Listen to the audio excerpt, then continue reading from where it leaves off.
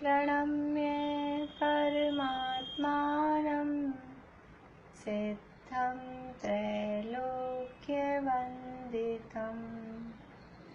स्वाभाविक चिदानन्द स्वरूपं निर्मलाव्ययम् शुद्धजीवादिद्रव्याणां देशकं च जिनेश्वरम् द्रव्यसंग्रहसूत्राणां वृत्तिं वक्ष्ये समासतः जीवमजीवमदव्यं जिणवरवसहेण जीर्णनेत्रिष्ठम् देविन्दविन्दवन्दं वन्दे तं सर्वदा शिरसा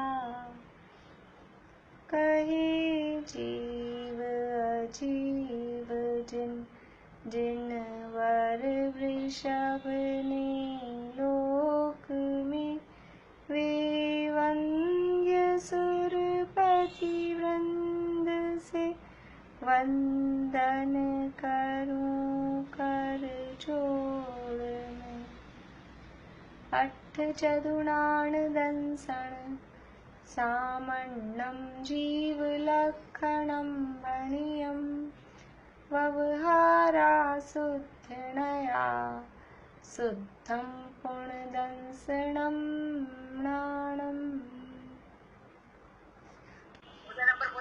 हाँ 14 नंबर बोलिए और फिर साथ में वो वाली भी भी बोलिएगा 8 गुणों वाली भी।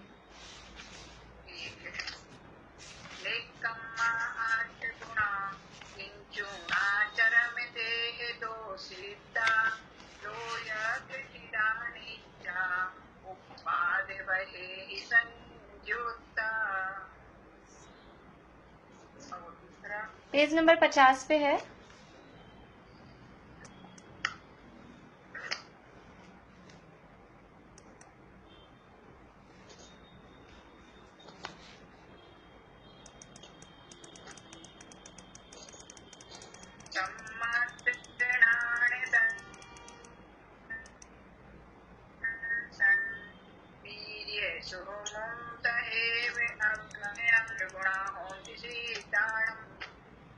हाँ बढ़िया। हमारी चर्चा 14वीं गाथा के संदर्भ में यहाँ जो जीव अधिकार है, जीव अधिकार के अंतिम विशेषण चल रहे हैं कि जीव सिद्ध है, सिद्ध समान है और ऊर्ध्वगमन स्वभाव वाला है, ऐसे ये विशेषण यहाँ चल रहे हैं। तो उसमें जीव सिद्ध है, जीव सिद्ध है मतलब सिद्ध के समान स्वभाव है, यानी सभी जीव ना सिद्धों से अधिक हैं ना सिद्धों से कम हैं, जैसे सिद्ध है वैसे जीव हैं। सिद्धों से ना कुछ ज्यादा है ना सिद्धों से कुछ कम है। तो ज्यादा तो दिखाई दे रहा है, ये ज्यादा दिखाई दे रहा है, वो सब है नहीं, जीव का स्वरूप नहीं है। जैसे सिद्ध है वैसा ही जीव का स्वरूप है। और इसलिए यहाँ सिद्ध भगवान का स्वरूप बताया जा रहा है कि सिद्ध भगवान निष्कर्म है, निष्कम्मा कर्मों से रहित हैं और 8 गुणों से संयुक्त हैं। 8 गुण कौन कौन से हैं? 8 गुणों के नाम मीता भाभी बोलिए।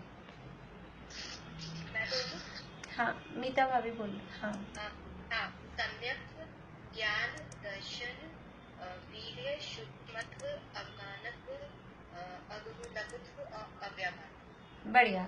ये 8 गुण यहाँ बताए गए और इसके अलावा 8 गुणों के अलावा ये 8 गुण बताए हैं मध्यम रुचि वाले शिष्यों के लिए, और जो विस्तार से जानना चाहते हैं उनके लिए कर्मों के अभाव की अपेक्षा से निर्नामत्व, निर्गोत्रत्व, निर्वेदत्व, निर्जातित्व, निर्गतित्व इत्यादि विस्तार रुचि वालों के लिए सामान्य और विशेष अनेक गुण बताए गए। और जो संक्षेप में जानना चाहते हैं संक्षेप में जानने वालों के लिए 1, 2 और 3 और 4 इस तरह से। 1 कहें तो चैतन्य गुण, 2 कहें तो ज्ञान और दर्शन, अनंत ज्ञान अनंत दर्शन, 3 कहें तो अनंत ज्ञान दर्शन और सुख, और 4 कहें तो अनंत ज्ञान अनंत दर्शन अनंत सुख और अनंत वीर्य। इस तरह से ये अलग अलग रुचि वाले शिष्यों के हिसाब से अलग अलग प्रकार के टाइप से यहाँ सिद्ध भगवान के गुण बताए गए। उसके बाद में कल हमने देखा था कि यहाँ प्रश्नोत्तर उठाकर बात की कि सिद्ध भगवान कैसे हैं, किंचित न्यून किस प्रकार से हैं, और जैसे यानी दीपक को किसी चीज से ढक दें, प्रकाश उसका प्रकाश किसी चीज से ढक दें और फिर वो चीज जब हट जाए तो प्रकाश जैसे फैल जाता है पूरे कमरे में, वैसे ही आत्मा के प्रदेश ये शरीर से ढके हुए थे, इसलिए जब शरीर का अभाव हुआ, सिद्ध बन गए, तो ये पूरे लोक में आत्मा के प्रदेश फैल जाने चाहिए। तो इसका क्या जवाब दिया? पूरे लोक में ऐसे आत्मा के प्रदेश फैल जाना चाहिए शरीर रहित होने पर। तो इसके लिए क्या तर्क दिया गया? बोलिए। हाँ निशा आंटी बोलिए।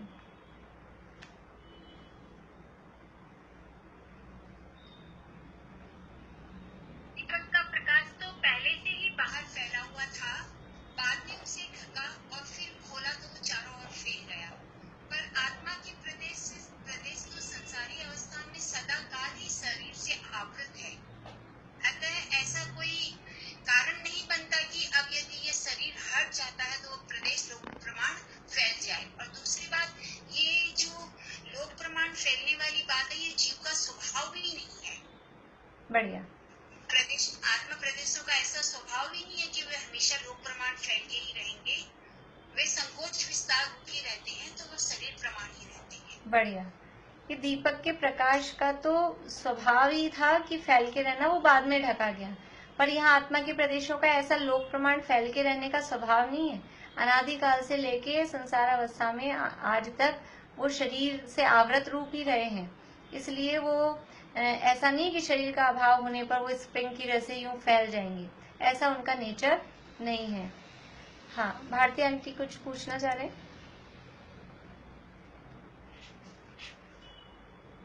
इसके बाद में फिर उदाहरण भी दिए।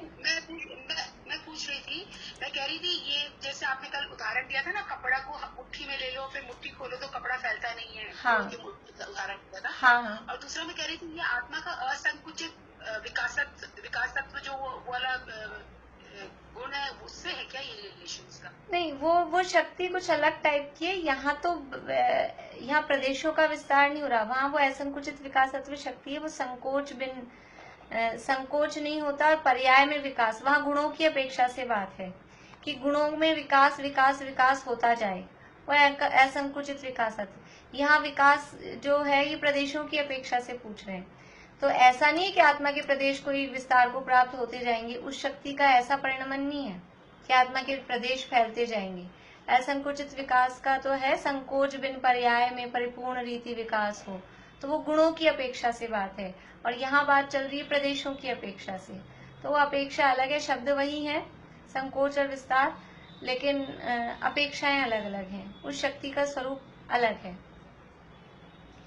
इस तरह से ये कल कुछ यहाँ उदाहरण दिया था, गीली मिट्टी से कोई बर्तन बनाया, क्ले समझ लीजिए, आजकल जैसे बच्चे क्ले के बनाते हैं, तो जब तक वो क्ले सॉफ्ट है, गीली है, तब तक उसको चाहे जैसी शेप दे सकते हैं, और अगर वो सूख के हार्ड हो गई तो फिर उसको अपने जैसी वो आकार में रह गई है उसी आकार में वो रहती है। ऐसे ही ये जो मुक्त जीव भी हैं वो इस शरीर प्रमाण आकार को धारण करते हैं, और फिर उसके बाद में शरीर का अभाव हुआ तो वो जो आकार उनका बना रह गया, बस वो आकार उनका रहता है। ये उनकी ये जो बात चल रही है, किंचित नून किंचूणा चरम देहदो सिद्धा, ये जो पद है इसकी व्याख्या यहाँ पर चल रही है। इसके बाद में फिर आगे है लोयगठिदा, लोकाग्र में स्थित होते हैं, उसके लिए आगे अब चर्चा उठा रहे हैं। पेज नंबर है 53 नंबर पेज पे, सेकंड पैरा। कोई कहता है कि स्क्रीन पे भी दिख रहा है जिनके पास पुस्तकें नहीं हो। अभी और कौन है जिनके पास में पुस्तकें नहीं हैं?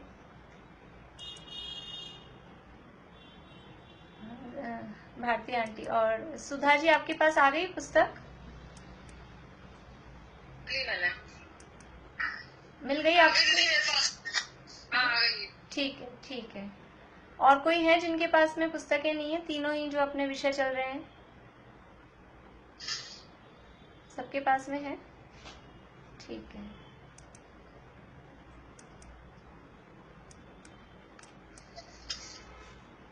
देखिए, कोई कहता है कि जीव जहां मुक्त होता है वहां ही रहता है। उसका निषेध करने के लिए कोई जो कुछ मत वाले ऐसे हैं, कुछ धर्म वाले ऐसे हैं, या कुछ मान्यता वाले, मत का अर्थ ही मान्यता होता है। कुछ मान्यता वाले जीव ऐसे हैं, वो ऐसा कहते हैं कि जीव जहां मुक्त हुआ वहीं रहता है। जिस जगह मुक्त से मुक्त हुआ, समय शिखर जी से मुक्त हुआ तो वहीं है, गिरनार जी से मुक्त हुए तो वो वहीं है। तो जीव जहां मुक्त होता है वहीं रहता है। उसका निषेध करने के लिए कहा कि वो लोकाग्र में, लोयग्ठिदा, लोकाग्र में जाके स्थित होते हैं। जहां मुक्त हुए उसी जगह पे नहीं रहते, जहां जहां से भी मुक्त हुए तो वहां वहां उनके वो आत्मा सिद्ध भगवान वहीं है, ऐसा नहीं है। तो वो ऊपर लोकाग्र में कैसे जाते हैं, उसके लिए यहाँ तर्क दिए। जो अपना तत्वार्थ सूत्र का 10वां अध्याय है उसमें सूत्र दिए गए हैं। आविद्ध कुलाल चक्रवत व्यपगत लेपाला बुवद एरंड बीजवत अग्नि शिखावच्च। और उससे पहले ये उसके हेतु दिए, पूर्व प्रयोगाद असंगत्वाद बंधच्छेदात तथा गति परिणामाच्च। ये पहले सूत्र दिया, फिर उसके उदाहरण दिए। आविद्ध कुलाल चक्रवत व्यपगत लेपाला बुवद एरंड बीजवत अग्नि शिखावच्च। कौन से नंबर के सूत्र हैं? शायद 5वें 6ठा नंबर होगा 10वें अध्याय में। नंबर जो भी होगा देख लीजिएगा। तो ये हमने जो तत्वार्थ सूत्र पढ़ा था तब भी ये पहले पढ़ा था, वही बात यहाँ बता रहे हैं। देखिए, उसका निषेध करने के लिए पूर्व के प्रयोग से असंग होने से, बंध का छेद होने से तथा गति परिणाम से, इन 4 हेतुओं द्वारा, यानी ये 4 हेतु मतलब ये हेतु दिए हैं, ये 4 कारण दिए हैं। किस बात के लिए 4 कारण दिए हैं? कि सिद्ध भगवान ऊपर जाकर लोकाग्र में स्थित होते हैं, ऊर्ध्वगमन करते हैं। वो ऊर्ध्वगमन क्यों करते हैं, उसके लिए 4 तर्क दिए। पहला तर्क है पूर्व प्रयोगात, पूर्व के प्रयोग से। पूर्व का प्रयोग मतलब कि पहले भी ऐसा होता था, पहले ऐसा हो रहा था, इसके कारण वो ऊर्ध्वगमन करे। उसका उदाहरण यहाँ दिया, ये 4 हेतुओं द्वारा। तथा कुम्हार के घूमते हुए चाक की भांति, ये इसका उदाहरण है पूर्व के प्रयोग से। जैसे कि कुम्हार घड़ा बनाता है, और अब वो जिन्होंने भी देखे हो घड़े बनते हुए, उसकी जो भी प्रोसेस होती है, वो एक उसका चक्की जैसा चाक होता है और उसपे वो मिट्टी का पिंड रखता है, और एक उसका डंडा होता है। उस डंडे को बीच में लगाकर और वो उस चाक को घुमाता है। चक्की, चाक मीन्स वो चक्की, उसको वो घुमाता है और बहुत तेजी से वो उसको घुमाता है। और घुमाने के बाद में फिर वो जब मतलब फॉर्म में आ जाता है, वो घूमने लग जाता है बहुत तेज, तो वो एकदम से डंडा निकाल लेता है। और डंडा निकालने के बाद भी हाथ भी हटा देता है डंडे पे से, यानी डंडा निकाल के हटा दिया। उसके बाद में भी वो चाक, जो उसका चक्र है, वो घूमता रहता है। समझ लीजिए, अभी वो नहीं समझ में आया तो अपना पंखा होता है, घर में फैन है, तो हमने अभी ऑन कर रखा है, वो फैन घूम रहा है, स्विच ऑन है, और हमने स्विच ऑफ कर दिया। स्विच ऑफ करने के बाद तुरंत ही यहाँ स्विच ऑफ किया और यहाँ पंखा रुक जाए, ऐसा होता है क्या? स्विच ऑफ करने के बाद भी वो घूमता रहता है। क्यों घूमता रहता है? पूर्व प्रयोगात, क्योंकि वो घूम रहा था इतनी देर से घूम रहा था, तो वो जो उसका एक यानी अभ्यास हो गया, उसका अभ्यास ऐसे घूमते रहने का हो गया। तो स्विच बंद करने के बाद करंट उसमें से बंद हो गया, बिजली जाना उसमें बंद हो गया, उसके बाद भी वो घूमता रहता है। समझ लीजिए, हम लोग आजकल तो अब इतने लंबे सफर होते नहीं है, नहीं तो जैसे समझ लीजिए कोई 2-3 दिन का ट्रेन का सफर है, ऐसा 2-3 दिन का ट्रेन का सफर किया या बस का सफर किया, तो और जैसे ही फिर ट्रेन से उतरे, घर भी पहुंच गए, नहा लिए धो लिए, उसके बाद भी क्या लगता है जैसे ट्रेन चल रही है, ट्रेन चल रही है, ऐसी कुछ फीलिंग आती है। क्यों आ रही है?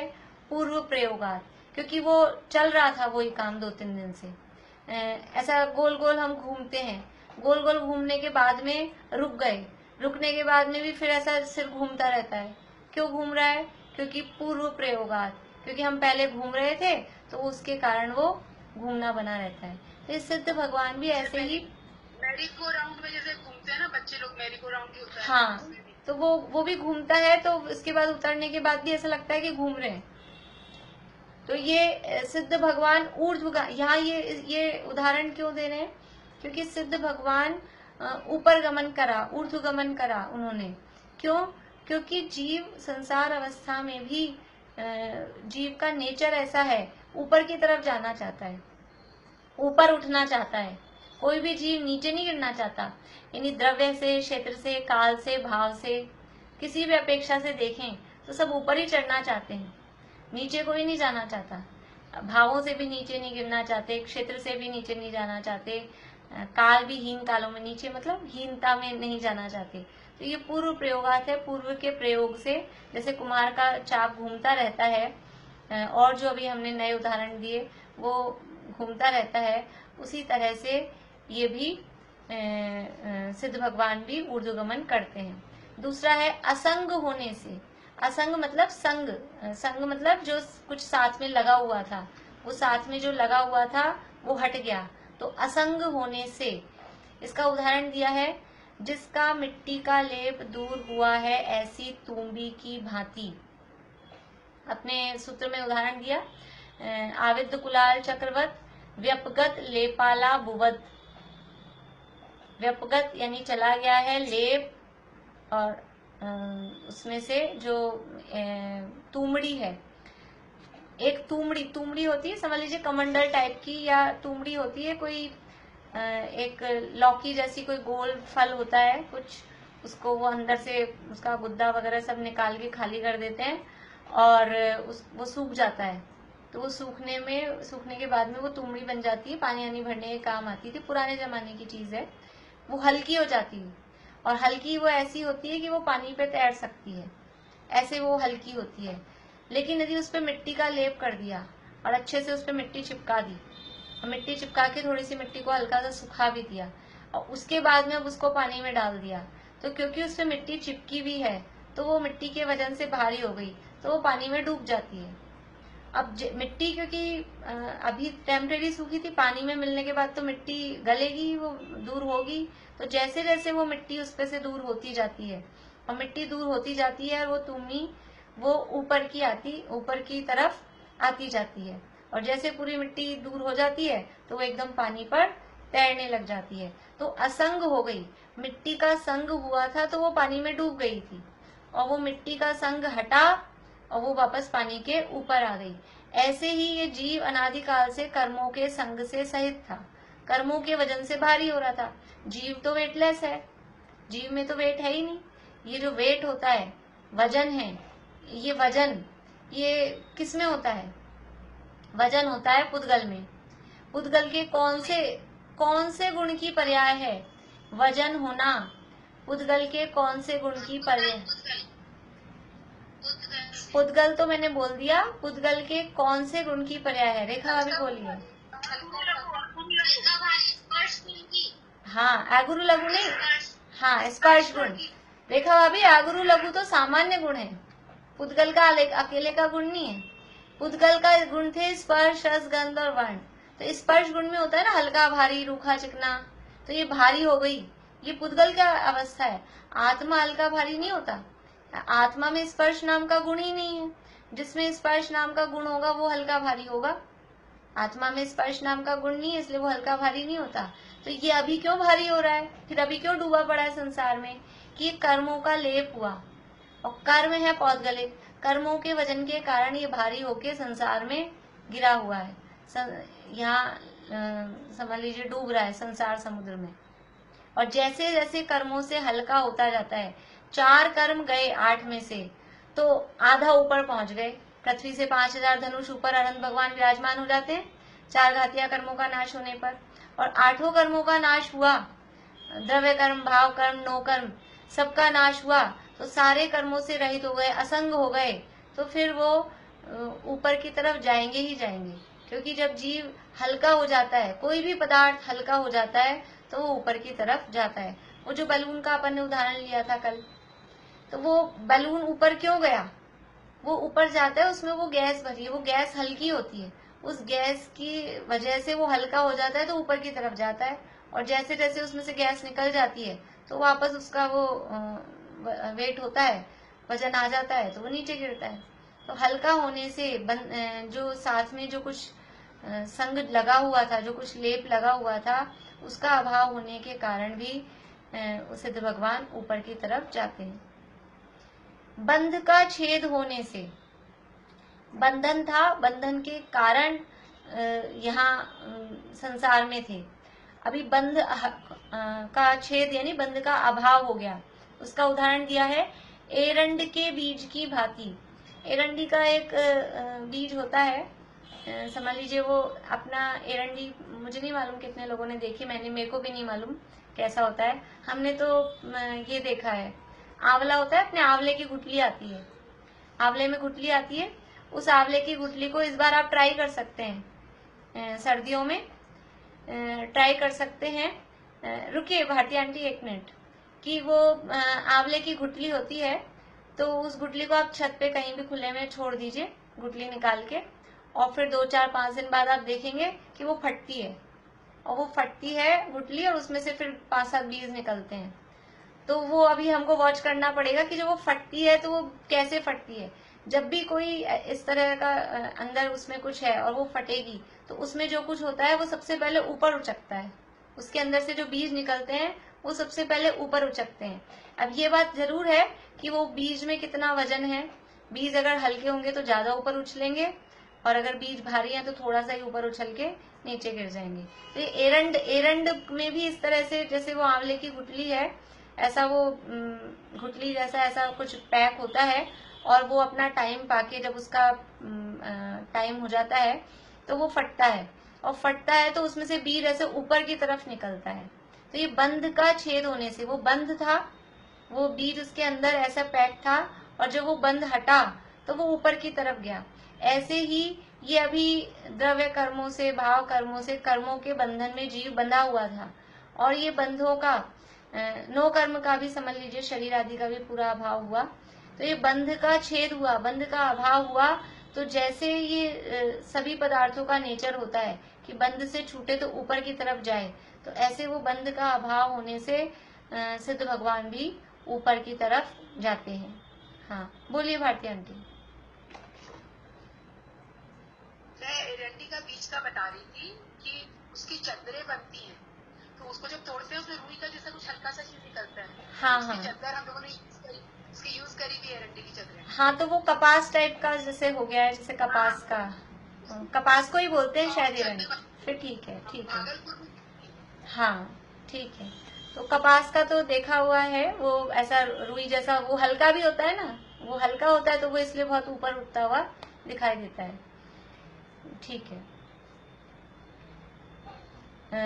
आगे है तथा गति परिणाम से। तथा गति, ये तथा है वो तथा के लिए नहीं है, तथा गति परिणाम। बंध से हटने का मतलब ये नहीं कि कर्मों से मुक्त हो गए। हाँ, कर्मों से मुक्त हो गए, और कर्म में 3 प्रकार के कर्म हम ले सकते हैं, द्रव्य कर्म, भाव कर्म, नो कर्म।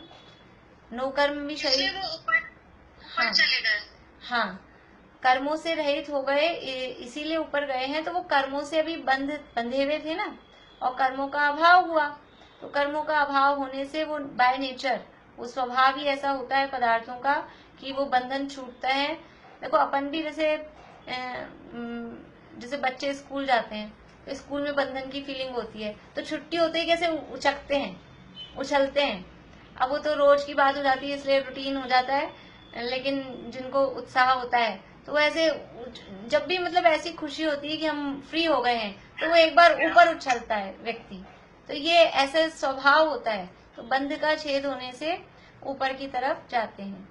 तथागति परिणाम, तथागति मतलब यहाँ तथा का मतलब वो और वाला तथा नहीं है, तथागति मतलब उसकी ऐसी ही परिणति होती है, यानी जीव का नेचर इस तरह का ऊपर की तरफ जाने का है। वो उसके लिए उदाहरण दे रहे हैं अग्नि की शिखा की भांति। जैसे अग्नि की लौ, हमने दीपक जलाया, अग्नि जलाई, तो वो लौ किधर जाती है? वो लौ बाई नेचर वो ऊपर की तरफ ही रहती है। वो हवा हवा अगर करो यूं तो इधर उधर हिलती है, लेकिन यदि वो स्वाभाविक रूप में है, बाहर में कोई दूसरे निमित्त नहीं है, तो वो लौ ऊपर की तरफ ही जाती है। ऐसे ही ये जीव का तथागति परिणाम, यानी जीव का परिणाम ऊपर की तरफ गति करना, यही जीव का नेचर है। परिणमन ऐसा ही होता है कि वो ऊपर की तरफ ही जाता है। तो इस तरह से इन 4 दृष्टांतों द्वारा, फिर से ऊपर से पढ़ते हैं पूरा। कोई कहता है कि जीव जहाँ मुक्त होता है वहां ही रहता है, उसका निषेध करने के लिए अब यहाँ से बता रहे हैं, पूर्व के प्रयोग से, असंग होने से, बंध का छेद होने से, तथागति परिणाम से, इन 4 हेतुओं द्वारा तथा कुम्हार के घूमते हुए चाक की भांति, एक एक हेतु में एक एक उदाहरण लगाना है। कुम्हार के घूमते हुए चाक की भांति, जिसका मिट्टी का लेप दूर हुआ है ऐसी तुम्बी की भांति, एरंड के बीज की भांति और अग्नि की शिखा की भांति, इन 4 दृष्टांतों द्वारा जीव को स्वभाव से ही ऊर्ध्वगमन जानना। इसलिए जीव का नेचर ही है ये ऊर्ध्वगमन करना। जीव स्वभाव से ही ऊर्ध्वगमन करने वाले स्वभाव वाला है, नेचर वाला है। और वह ऊर्ध्वगमन लोक के अग्रभाग तक ही होता है। वो ऊर्ध्वगमन कहाँ तक होता है कि लोक के अग्रभाग, अग्र मतलब समझ लीजिए लोक का टॉप हिस्सा, एंड पॉइंट, वहां तक ही होता है, उससे आगे नहीं होता, क्योंकि धर्मास्तिकाय का आगे अभाव है। ये समझ लीजिए 3-4 सूत्र जो 10वें अध्याय के हैं, धर्मास्तिकाय अभावात, वहां तक के 3-4 जो सूत्र हैं, उन्हीं के आधार पर ये लिखा गया है कि जीव का ऊर्ध्वगमन स्वभाव है। तो ठीक है, मुक्त होके ऊपर गए, तो ऊपर गए तो कहाँ रुकेंगे कि चलते जाएंगे। ऊर्ध्वगमन स्वभाव है। और आलोक आकाश तो अनंत है। आकाश से घनोदधिवात वलय, घनवात वलय, तनुवात वलय को पार करके और आलोक में पहुंच जाएंगे और फिर ऊपर जाते रहेंगे। और ऊपर तो एंडलेस है आकाश, तो बस चलते ही जाएंगे। तो कहते हैं ऐसा नहीं है, वो ऊर्ध्वगमन स्वभाव है, लेकिन वो ऊर्ध्वगमन कहाँ तक होता है? लोक के अग्रभाग तक ही होता है, उससे आगे नहीं होता। हमने गैस का बलून हाथ में पकड़ रखा था और वो हाथ से छूट गया, तो वो ऊपर जाके सीलिंग पे जाके लग गया। सीलिंग पे जाके क्यों रुक गया? सीलिंग से आगे निकल के क्यों नहीं गया? क्योंकि यहाँ अभी ये सीलिंग आ गई, उससे आगे वो नहीं बढ़ सकता। ये तो उदाहरण है, समझ लीजिए उदाहरण में कि अब इससे आगे वो सीलिंग को अंदर भेद के नहीं जा सकता है। ऐसे ही सिद्ध भगवान ऊपर गए, तो ऊपर चलते चलते वो कहाँ जाके टच हो गए कि तनुवात वलय के अंत में, वहां जाके वो रुक गए। क्यों रुक गए? कि अब आगे धर्मास्तिकाय का अभाव है। क्योंकि गमन करने में जो निमित्त था, कोई भी काम होता है तो वो काम 5 समवाय पूर्वक होता है। उसमें निमित्त भी एक समवाय, एक फैक्टर है। और धर्मास्तिकाय का आगे अभाव है, ये निमित्त की तरफ से कथन किया। वास्तव में जीव में तनुवात वलय से आगे जाने की योग्यता ही नहीं है। वो जो लोक का एंड पॉइंट है, तनुवात वलय का अंत हिस्सा, वहां से आगे जाने की किसी द्रव्य की, जीव, पुद्गल, धर्म, अधर्म और काल, इन 5 द्रव्यों में से किसी भी द्रव्य की ऐसी योग्यता ही नहीं है कि उसके आगे जा सके। धर्म, अधर्म और काल द्रव्य तो गमन ही नहीं करते हैं, वो तो जहाँ है वहीं है, इसलिए उनमें तो जाने का सवाल ही नहीं है। जीव और पुद्गल, ये 2 ही द्रव्य हैं जो गमन करते हैं, गमन करने की जिनमें शक्ति होती है। और ना कोई जीव ना कोई पुद्गल, वो लोक के बाहर जाने की उनमें योग्यता ही नहीं है, वो लोक के बाहर नहीं जा सकते। इसलिए सिद्ध भगवान भी वहां लोक के अंत में ही विराजमान हो जाते हैं। उससे आगे नहीं जा पाते हैं। निमित्त की तरफ से कहा है कि धर्म द्रव्य का अभाव है, उससे आगे धर्मास्ति काय का अभाव है, ये निमित्त की तरफ से कहा है। निमित्त की तरफ से देखेंगे तो यही कहेंगे, और वास्तव में जिनमें उपादान में योग्यता नहीं होती है उनको निमित्त भी उसी रूप में उसी तरह के कहे जाते हैं। एक प्रश्न पूछना था मेरे को। हाँ बोलिए। जैसे जैसे छोटे बड़े साइज के होते हैं सिद्ध भगवान, तो उनका जो विभाग में होता है तो सिर कहाँ से, मतलब सबके समांतर रहते हैं या ऊपर नीचे, जैसे नीचे से समांतर रहते हैं? सबके सिर ऊपर से समान होते हैं, वो तनुवात वाले के अंत में। जैसे हम यहाँ से गैस के गुब्बारे छोड़े अपने कमरे में, और सबकी डोरियां अलग अलग साइज की होंगी, किसी की डोरी कितनी बड़ी है, किसी की डोरी छोटी है, किसी की बड़ी है, अलग अलग साइज की है। तो हमने छोड़े तो वो सारे जाके ऊपर सीलिंग पे, छत पे जाके सब लग जाएंगे, तो वो ऊपर से सब समान है, लेकिन वो डोरियां फिर ऊपर से नीचे ऐसी अपने को दिखेंगी नीचे से। ऐसे ही सिद्ध भगवान यहाँ से ऊर्ध्वगमन करते हैं, तो तनुवात वलय के अंत में, जैसे ये अपनी छत है कमरे की, वहां जाके वो सबके सिर, अब ये सिर कहना पड़ता है सिद्ध भगवान के, ना तो सिर है ना पैर है, क्योंकि वो तो शरीर रहित है, लेकिन फिर भी वो जो उनका आत्म प्रदेशों का आकार है, तो जिस जगह वो पूर्व में जो उनके सिर का आकार था मनुष्य अवस्था में, उस अपेक्षा से हम उनका सिर और उनके पैर ऐसा कहते हैं। तो वो जो सिर की जो आकृति है आत्म प्रदेशों की, वो वहां तनुवात वलय के अंत में जैसे टॉप पे जाके स्थित हो जाती हैं, और जो पैर वाला जो हिस्सा है वो सबका ऊपर नीचे ऐसा होता है। हम लोगों के सबके नीचे से पैर बराबर है, सिर ऊपर नीचे होते हैं, उनके सबके सिर बराबर होते हैं, और पैरों में की तरफ से ऊपर नीचे ऐसा कहा जाता है। वास्तव में शरीर रहित है, इसलिए सिर और पैर वो तो कुछ भी नहीं है, सब आत्मा ही आत्मा है। देखिए आगे, सिद्ध भगवान नित्य हैं। अब ये विशेषण हो गया लोयज्ञ ठिदा, लोकाग्र में स्थित हैं। आगे था नित्या, नित्य हैं, तो नित्य हैं उसकी व्याख्या यहाँ कर रहे हैं। सिद्ध भगवान नित्य हैं, ऐसा जो नित्य विशेषण है वह सदाशिववादी कहता है कि कल्प प्रमाण समय बीतने पर जब जगत शून्य हो जाता है, तब मुक्त जीवों का संसार में पुनरागमन होता है, उसका निषेध करने के लिए है ऐसा जानना। एक दुनिया में मान्यता चलती है सदाशिव, सदाशिव यानी जीव सदा मुक्त ही है, और उनकी मान्यता में ऐसा माना जाता है कि कल्प प्रमाण समय, अभी देखिए ये जो अपने कल्प काल की जो अपने यहाँ व्याख्या चलती है, 20 कोड़ा कोड़ी सागर का एक कल्प होता है, और कल्प के अंत में प्रलय आती है। इसी तरह की मान्यता अन्य मतों में भी, अन्य दर्शनों में भी है।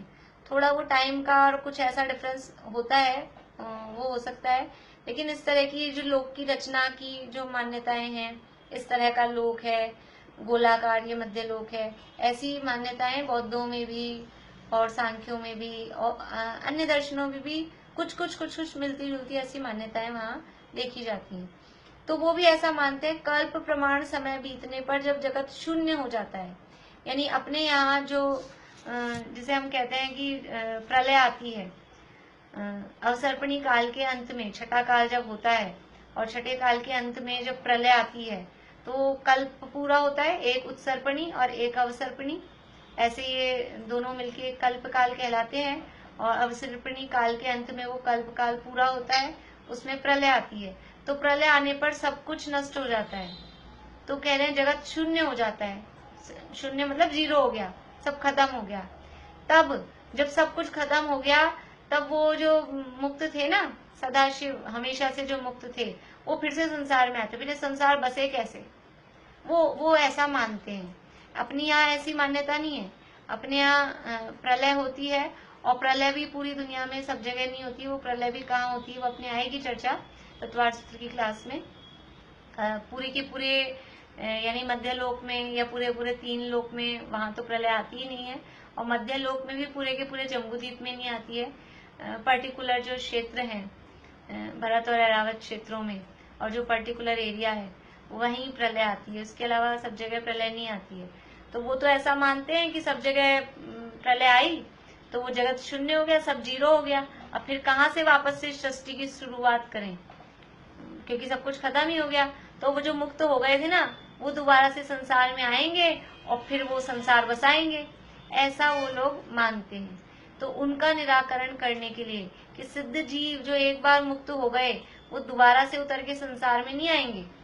अब संसार बसाना है तो क्या करे बेचारे, वो ही उतर के आए, फिर मुक्ति काहे के लिए हुए थे, क्योंकि अब संसार तो खाली हो गया, फिर संसार कैसे बसेगा, तो संसार को तो खाली ही करना था। संसार बसाना होता तो वो संसार से रहित क्यों होते, लेकिन ऐसा वो सोचते ही नहीं है। वो तो फिर वापस से जीवों को, मुक्त जीवों को संसार में फिर से आएंगे, ऐसा मानते हैं। तो मुक्त जीवों का संसार में पुनरागमन होता है, ऐसी मान्यता वालों का निषेध करने के लिए क्या शब्द दिया है, नित्या, नित्य हैं। सिद्ध भगवान नित्य हैं, मतलब हमेशा सिद्ध ही रहते हैं। ऐसा नहीं होता कभी भी कि वो संसार में दोबारा से आ जाएं, दोबारा से संसारी बन जाएं। जो जीव एक बार सिद्ध हो गया वो सिद्ध हो गया, वो दोबारा कभी भी संसार में नहीं आएगी। वो सिद्ध दशा नित्य रहेगी, हमेशा सिद्ध दशा रूपी रहेंगे। वो अवतार लेके यहाँ संसार में उतर के आएंगे, जीवों का दुख दूर करेंगे। अत्याचार बहुत फैल रहा है, कोरोना फैल रहा है, तो कोई भगवान उतर के आ जाएंगे कोरोना दूर करने, या कोई अत्याचारी शासक हो गया उसका अत्याचार मिटाने के लिए यहाँ वो उतर के आ जाएंगे। ऐसा कुछ भी नहीं होता है। जो जीव एक बार सिद्ध हो गए, मुक्त हो गए, वो मुक्त ही रहेंगे, सदा सिद्ध ही रहेंगे। वो कभी भी दोबारा से संसार में नहीं आएंगे। इसलिए कहा नित्य, ये जो सिद्ध अवस्था है ये नित्य है। नित्य का मतलब है हमेशा रहने वाली है, अनित्य नहीं है।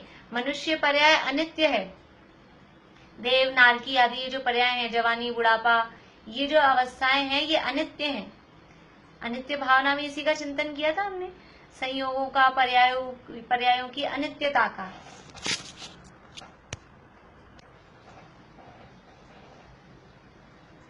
तो इसलिए यहाँ पर ये नित्य विशेषण दिया है कि सिद्ध अवस्था, जो सिद्ध दशा है वो हमेशा रहती है। सिद्ध दशा का कभी नाश नहीं होता, हमेशा रहती है, इसलिए यहाँ नित्य विशेषण दिया। आगे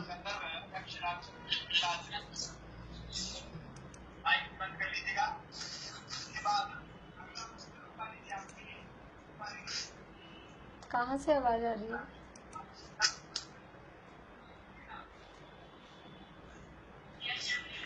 कहाँ से आवाज आ रही है? आप लोगों को दिख रहे हैं?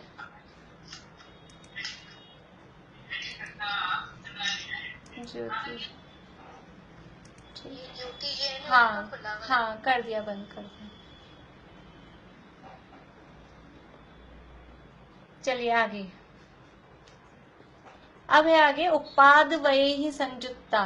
उत्पाद वैसे संयुक्त बना है। देखिए, नित्यता और उत्पाद व्यय ये दोनों वास्तव में परस्पर विरोधी दिखाई देते हैं। नित्य का मतलब है हमेशा बने रहना, और उत्पाद व्यय का मतलब है हमेशा चेंज होना।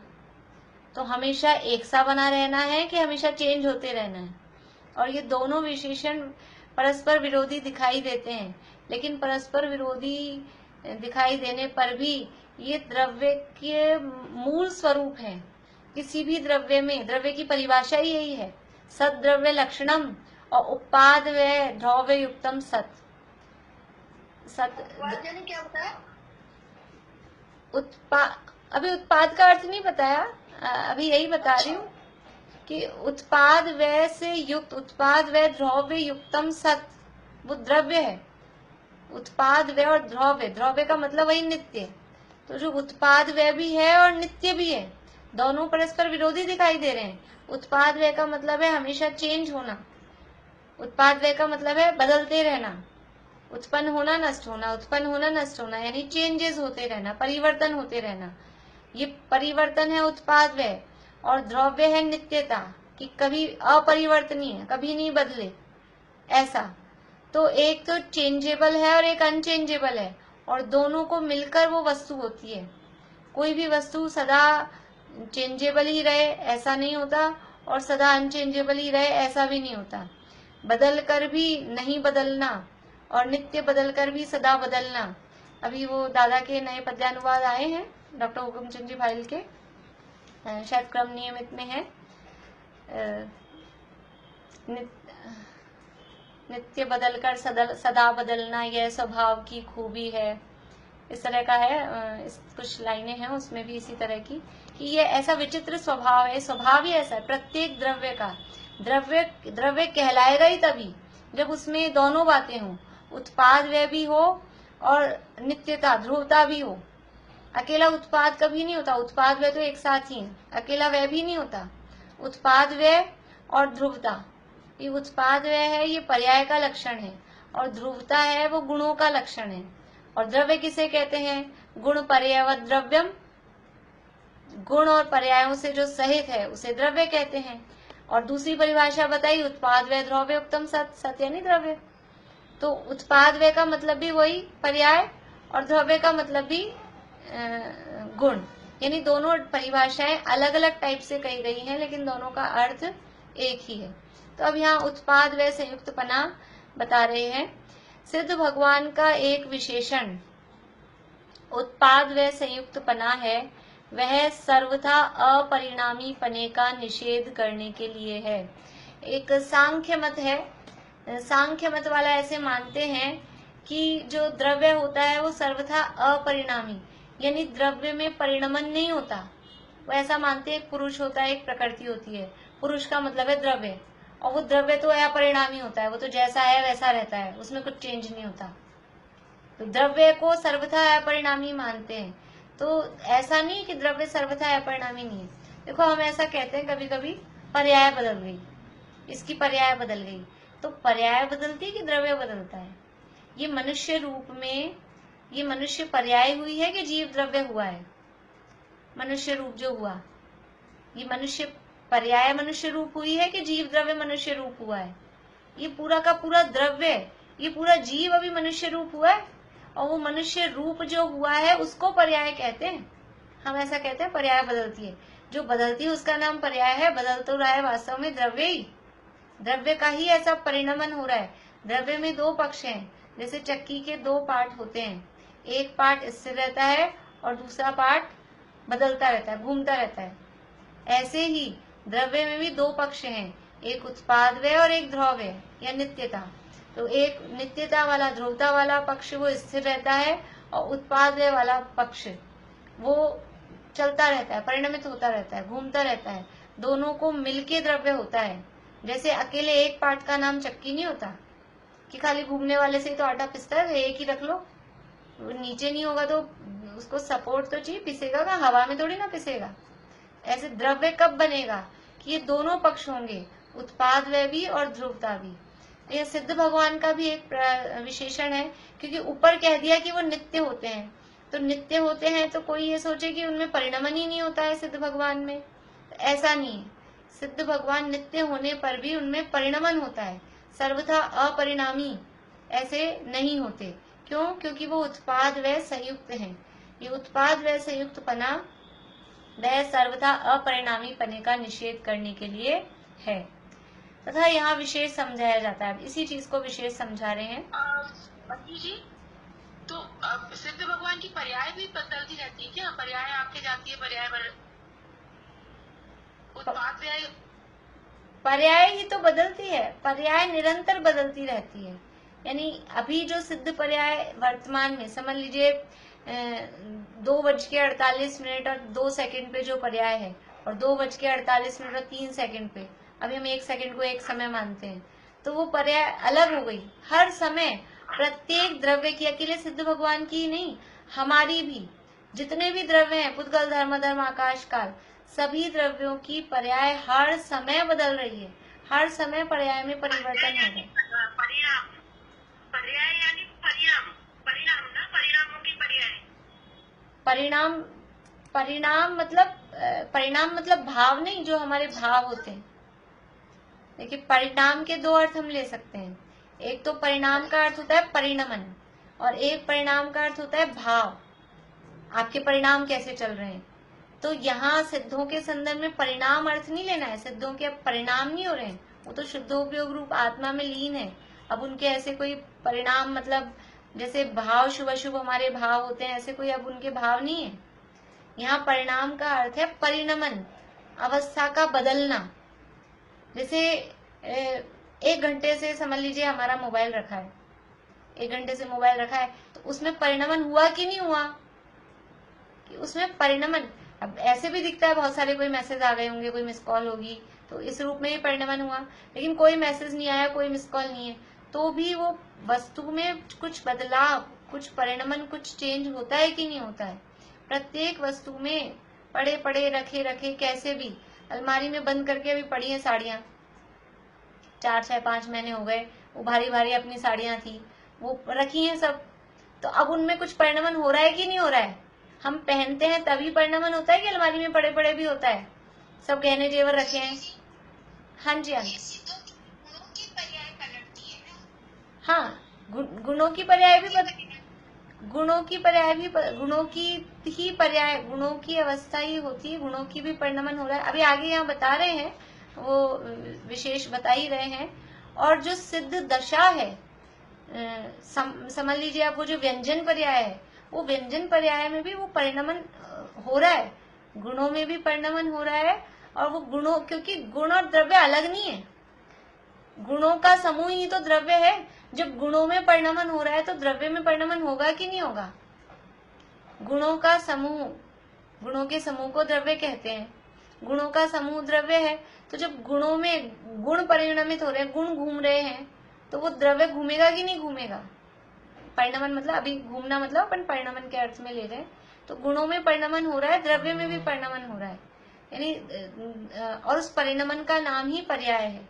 और ऐसा ये परिणमन मिलके, गुण और ये जो पर्याय है, ये सब मिलके ही वो द्रव्य कहलाता है। देखिए आगे पढ़ेंगे तो थोड़ा, लेकिन अब समय तो अपने पास ज्यादा नहीं है, जितना होता है थोड़ा सा देखते हैं।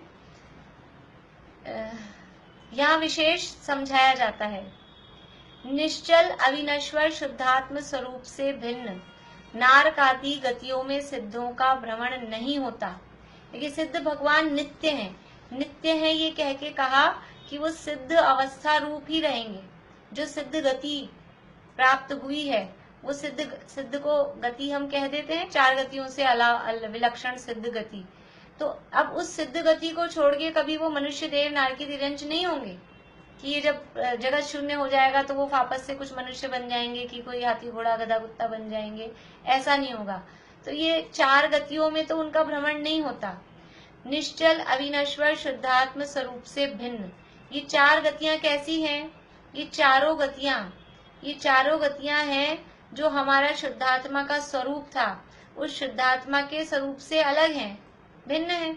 सिद्ध जो दशा है, सिद्ध जो गति है, सिद्ध गति तो है शुद्धात्मा के स्वरूप के अनुरूप। जैसा शुद्धात्मा का स्वरूप है वैसे सिद्ध है, जैसे सिद्ध है वैसा शुद्धात्मा का स्वरूप है, तो वो तो शुद्धात्मा के स्वरूप के अनुसार है। परंतु ये जो 4 गतियां हैं, ये 4 गतियां हैं शुद्धात्मा के स्वरूप से भिन्न, विपरीत, अपोजिट हैं। और अपना आत्मा का स्वरूप कैसा है?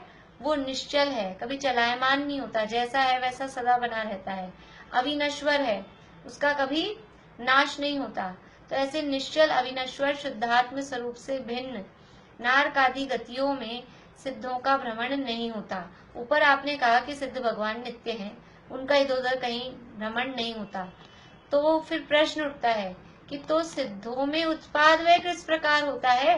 जो द्रव्य का लक्षण है वो सिद्धों में घटित ही नहीं होगा, क्योंकि आप तो कह रहे हो उनका इधर उधर कहीं संसार में दोबारा पुनरागमन हो नहीं रहा, किसी गतियों में वो आ नहीं रहे, तो उनमें उत्पाद वह किस प्रकार होगा? और उत्पाद वह नहीं होगा तो वो द्रव्य ही नहीं रहेंगे, क्योंकि उत्पाद वह द्रव्य उत्तम सत आपने बताया था पहले। तो फिर सिद्धों में उत्पाद वह होगा कि नहीं होगा, किस प्रकार होगा, ये प्रश्न उठाया है। उसका समाधान कल ही करें ये समाधान, क्योंकि 5-6 मिनट ही बचे, पढ़ेंगे तो फिर टाइम ज्यादा हो जाएगा, और ये विषय थोड़ा सा टाइम लेगा, मतलब 2-3 मिनट में नहीं हो पाएगा। हाँ, अच्छा प्रश्न है ये, अच्छा विषय है। अध्यात्म की चर्चा है ना, बीते दिनों से तो अपन क्या है कि कर्णानियों की चर्चा चल रही थी। बहुत अच्छा अध्यात्म का, अभी आगे भी और अच्छा ही बहिरात्मा अंतरात्मा का अच्छा प्रकरण आने वाला है, कल लेंगे इसको अपन। कल तो संडे है ना, अभी फ्लो बहुत अच्छा बना हुआ था। हाँ, लेकिन मैंने भी टाइम देखा है, टाइम हो गया, फिर वो पीछे बहुत वहाँ फिर लेट हो जाते हैं। मंडे को लेंगे अपन, मंडे को लेंगे, कल तो संडे है, मंडे को लेंगे।